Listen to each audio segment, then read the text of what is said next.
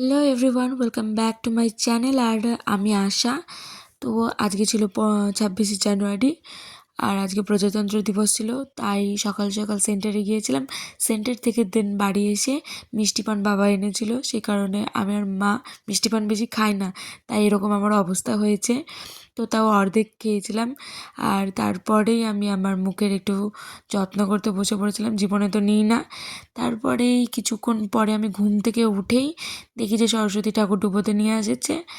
আর আমি আর বৌদি এখানে গসিপ করছিলাম বৌদিকে নিয়ে। অনেক অনেক অনেক মজা সেটা। আর এদিকে চলে এসেছে আমাদের নায়িকাগুলো সব আমাদের পাড়ার। সো তার মধ্যে আমিও ঢুকে গেছিলাম। তো তোমরা দেখো একবার, মানে শোনো বাজনাটা।